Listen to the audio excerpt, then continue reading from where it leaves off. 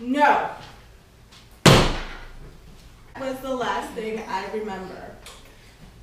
Yelling into my cell phone, 2009. I got into an accident. I went to work just like any other day, and I hit a signpost because the ice had frozen. Got out of the car, and as I was telling John that I had crashed the car and our plans were canceled, I got struck by another car coming the same way.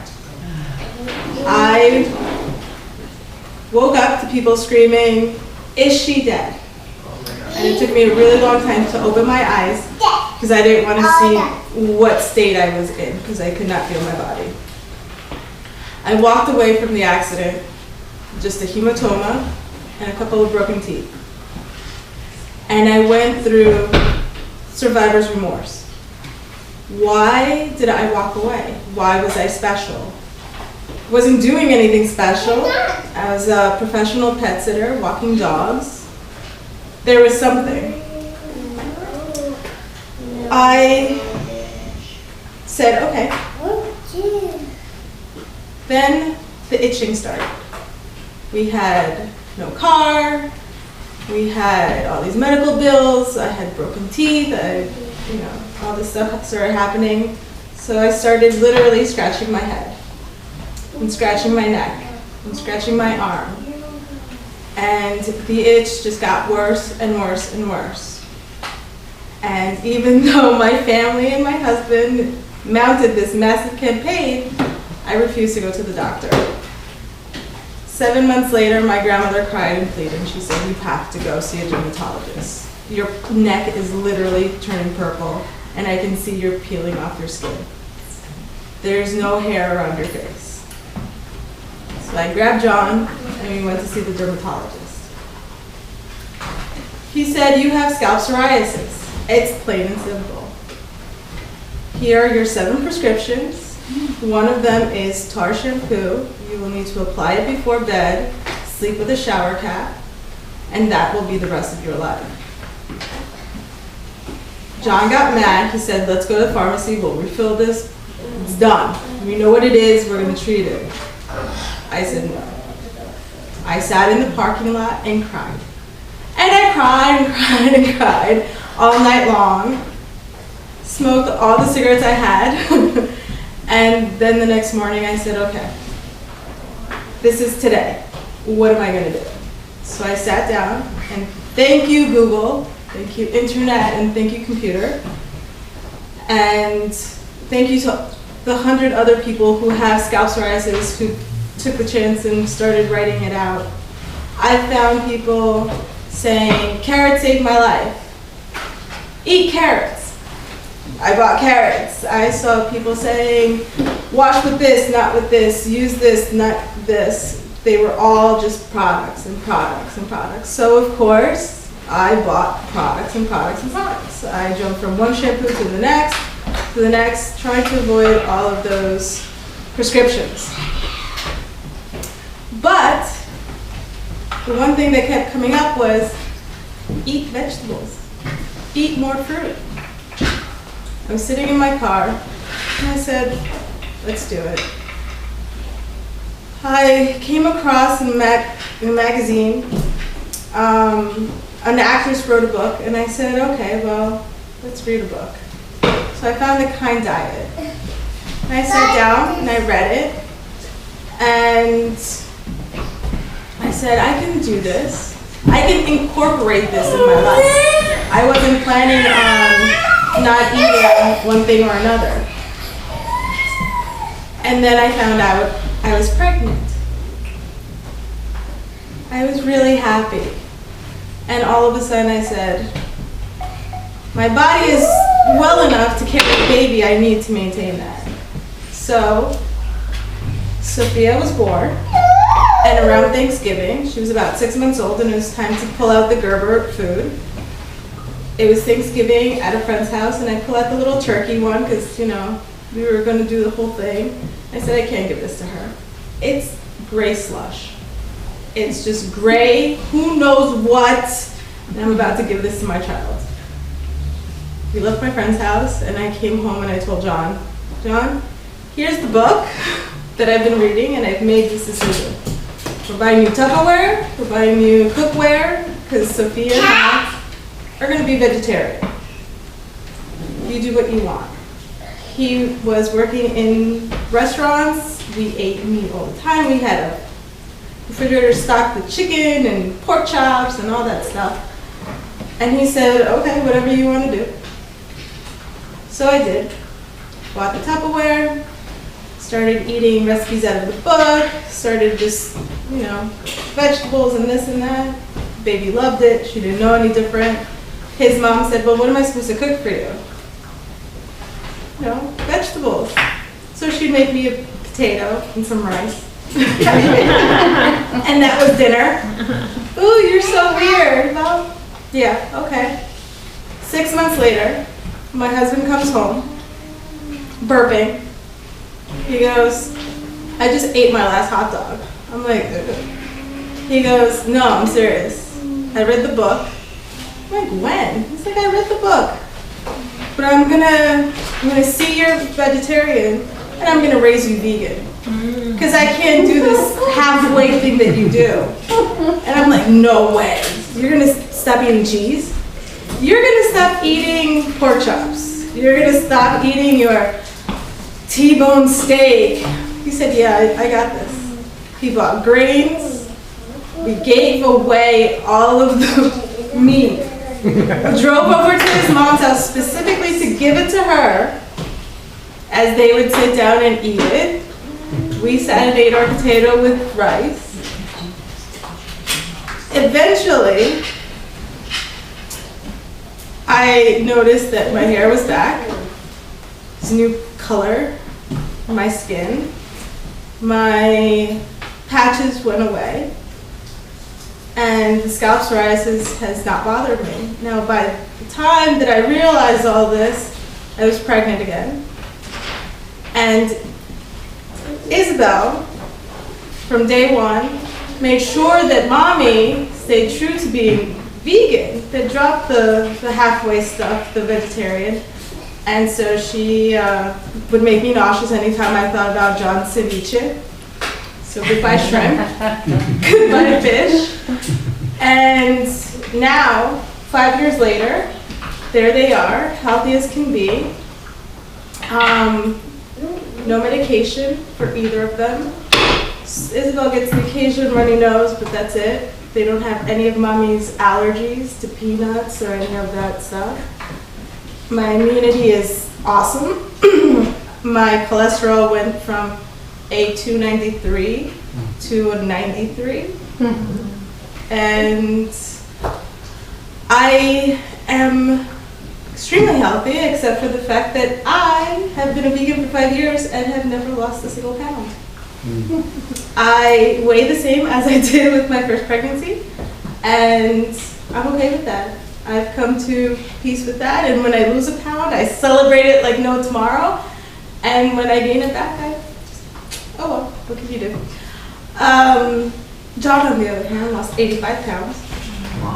Hate him. We hate him. Yeah. Because I was pregnant while he was losing it, and I'm like, hate you so much. But yeah, that's our story. And thank you, honey, for being supportive and for seeing a unhealthy, sick wife.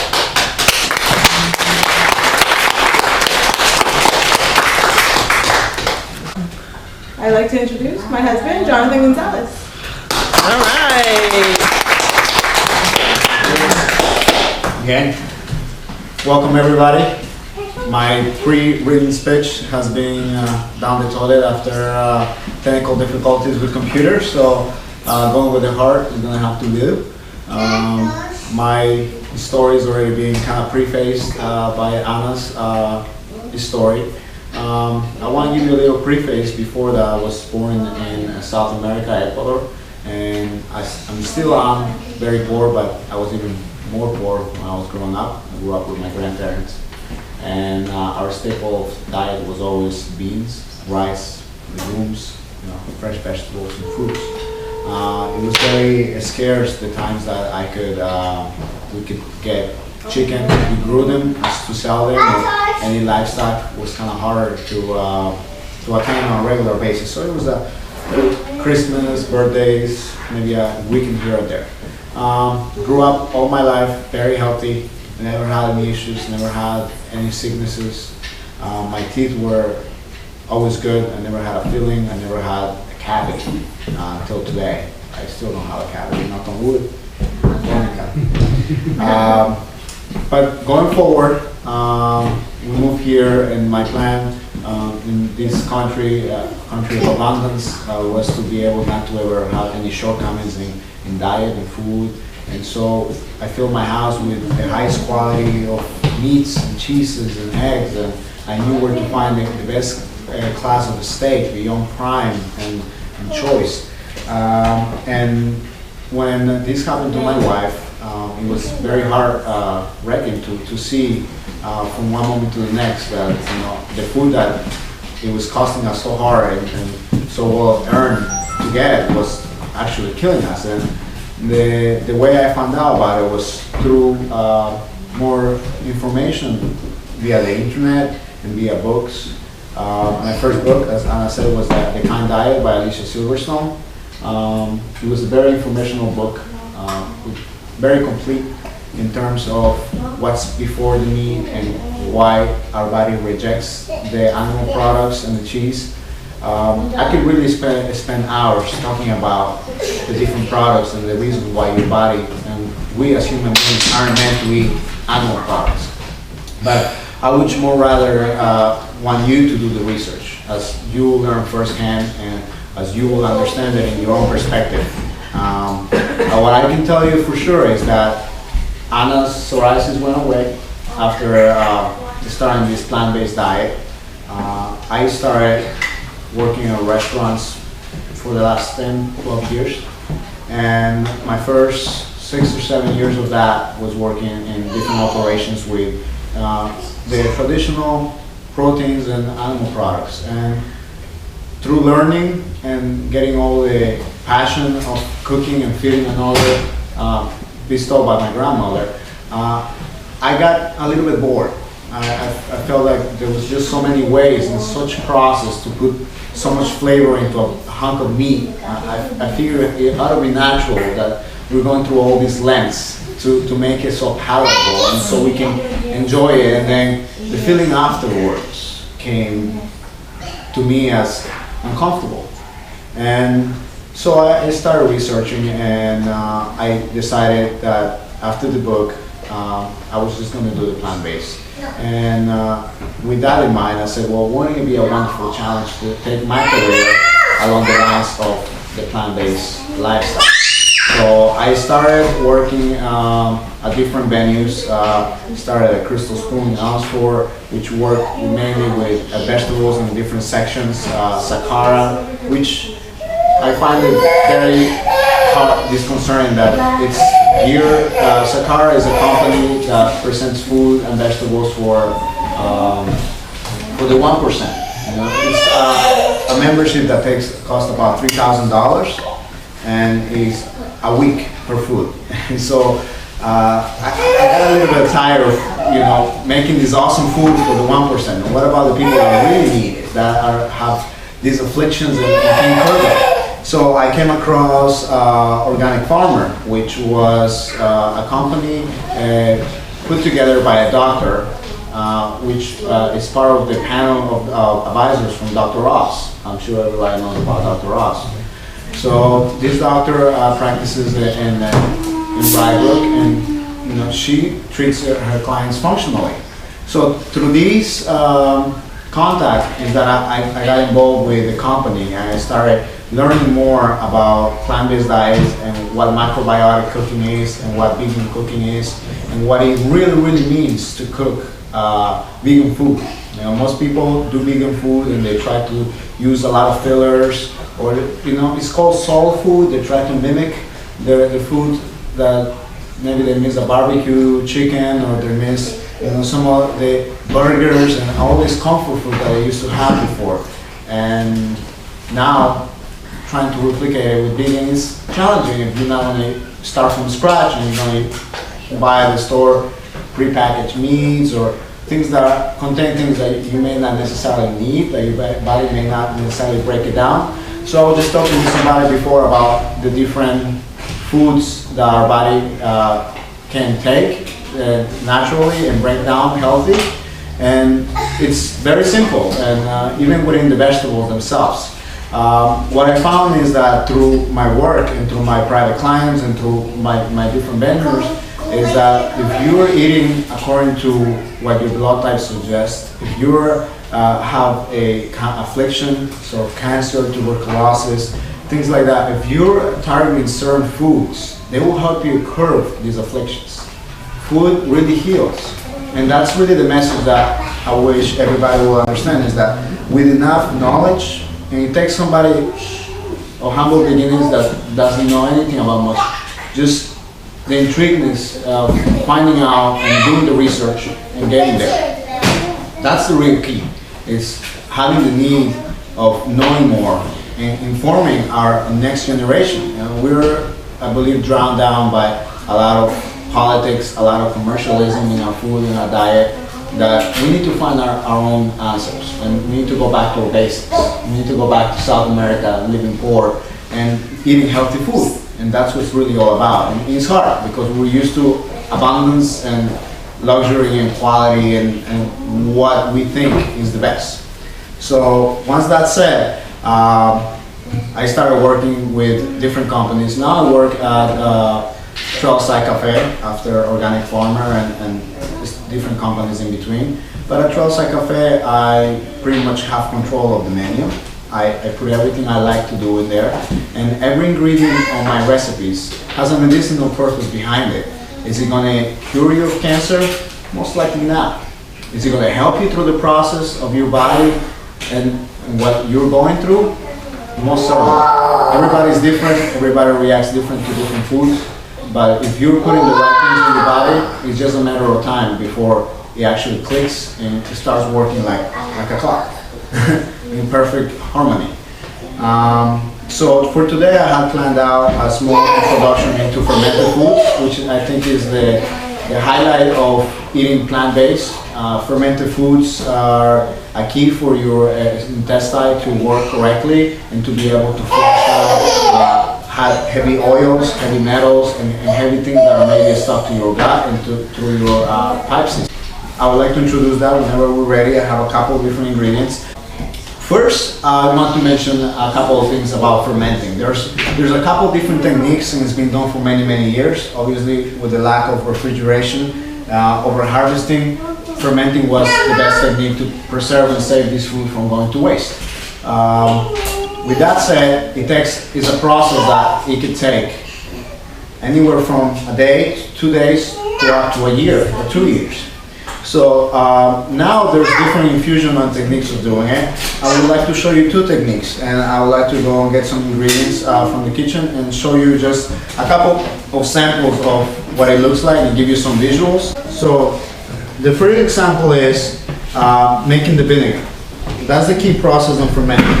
The vinegar, what it will do is it will break down the sugars and whatever starches there may be in your vegetables, and they will transform them into something else. Now, when you pickle, most dill, pickles, cucumbers, when you use this vegetable, you can let this sit for up to a year before it's ready to be eaten. Normally because we want this natural fermentation to take place, and the bacteria that naturally exist on the pickle that is from the decaying portion or cycle of the pickle turns into an stabilized environment for it and breaks it down into something that is not a pickle anymore. It has a different molecular consistency, it has different attributes to it, has a fermentation added to it. It has all these things that help your intestine battle other bacteria in your stomach. So what it is if we were to do this from scratch, it will take us about a year or two. But I wanted to show you of making a quicker way to pickle, and that is making the vinegar. And I'm going to leave this out here for everybody to smell, but there's different ways to make vinegars. You start with a white distilled vinegar in a saucepan. you can start with about a quart, which is a container like this, or even half of that. But the important thing to remember is the ratio. The ratio in the recipes, like baking, is very important in order to preserve the strength and keep that equal balance on that bacteria that's going to create it. So when you have 2 cups of vinegar, you can use the white vinegar and water, and you have to match the vinegar with the water. It has to be an even balance, or else the vinegar is going to take charge and it's going to be pungent, strong. You don't want to do that. As we're going to also infuse flavor into this, you can do a white vinegar and just work it in. And most pickles are used vinegar and water and sugar. That's the commercial brand of it. I'm an enemy of sugar, by the way. I like to infuse flavor in my vinegar, and the way you do it is you basically bring it up to a boil. You can use peppercorns, or you can use dried herbs. I use sage, and I use whole peppercorns to make this vinegar. And I also like a lot of heat, so I use a little bit of chili peppers, whole chili peppers dried out. Now the key using dry ingredients is it doesn't add additional moisture to it. It doesn't bring other variables to it, other fermentants or other different type of moisture to the vinegar. Dry is the way to go. So you add your dry vegetables and you let this bring up to a boil. Now, like I said before, some people use sugar to kind of curb the pungentness of the vinegar. You can go ahead and use honey if you want to be plant-based, purely plant-based. You can go ahead and add a little bit of agave. You can add a little bit of coconut sugar. Somebody really wise told me a couple of days ago that you can take dates, dry them out, and kind of mill them, and you'll have a date sugar, which is really, really good. So using that sugar, you can add about a teaspoon to every 2 cups of vinegar and water mix. So you let this come up to a boil, and you want to be very careful with this because this is actually the process of making a very, I don't want to say a bomb because it's not a bomb, it's more of a gas attack.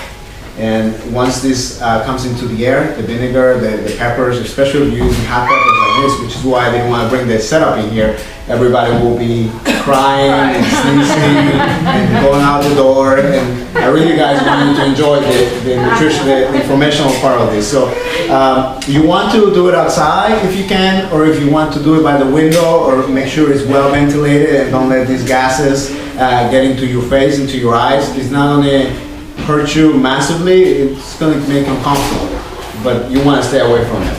Once he makes us uncomfortable at the outside cafe. You were there yesterday, you know. Yeah, it was a little uncomfortable yesterday.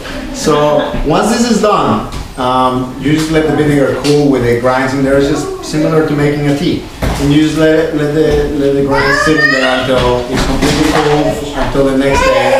And what do you do with this is you drain the peppers, you drain everything else, and you end up with vinegar.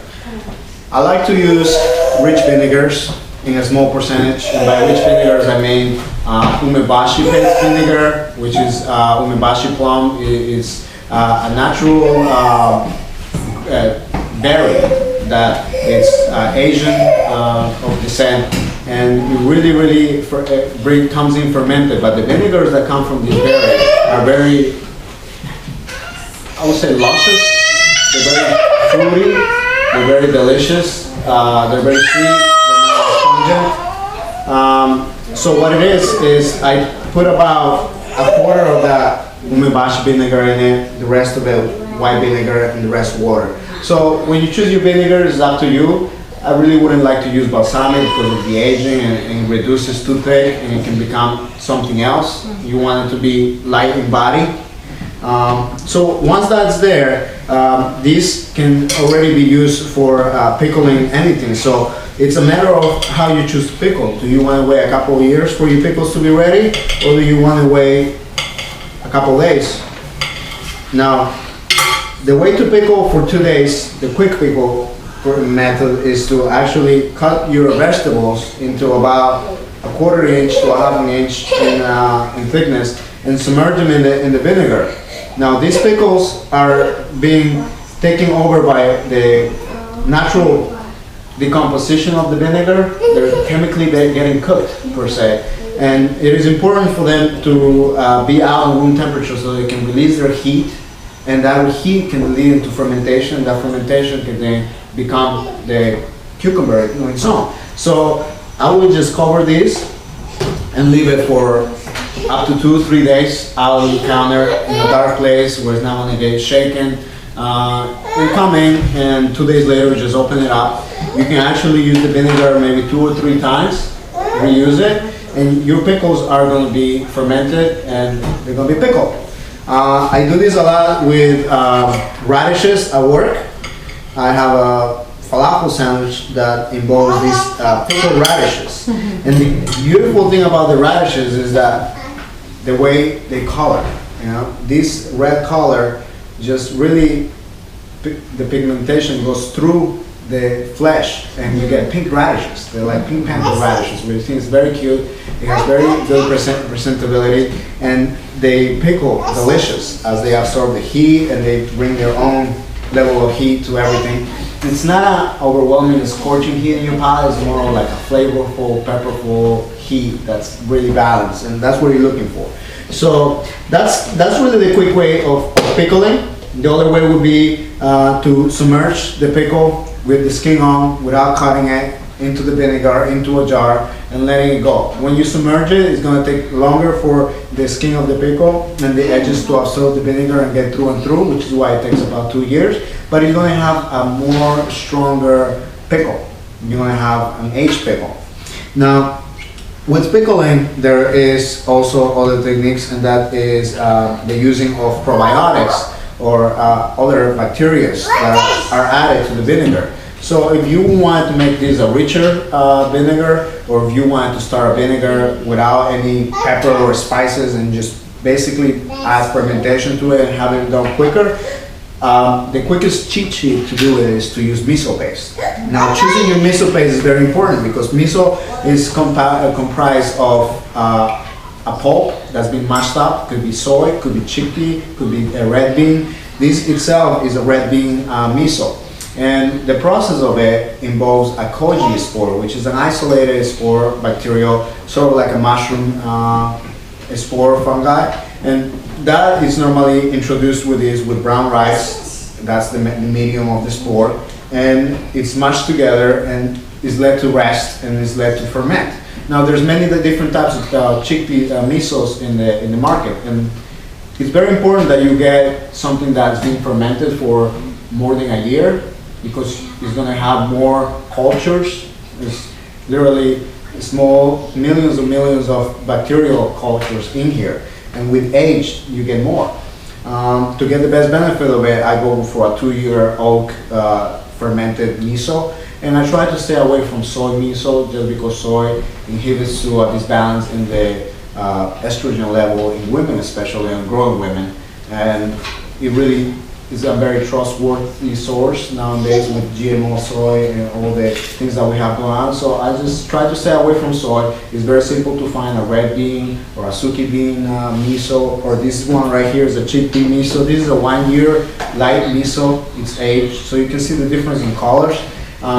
It's very strong. So you can add this to your vinegar as part of your fermentation process. You can also use it in soups, dressings, and you can also add it either raw in a salad. It's strictly a paste that has a strong saltiness to it, but it's really good for your intestine, and it's really good for your body on its own to help you introduce to new bacteria and battle from the intestine out.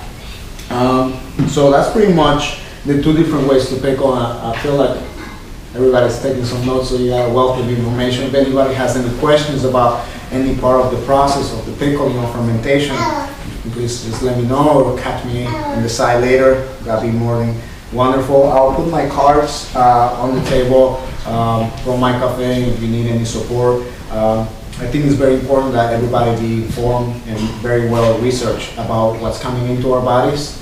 The biggest decision we'll make every day when we get off the bed is what we're going to put in our mouth. And that's what sets our health and our longevity. So, thank you. Thank you.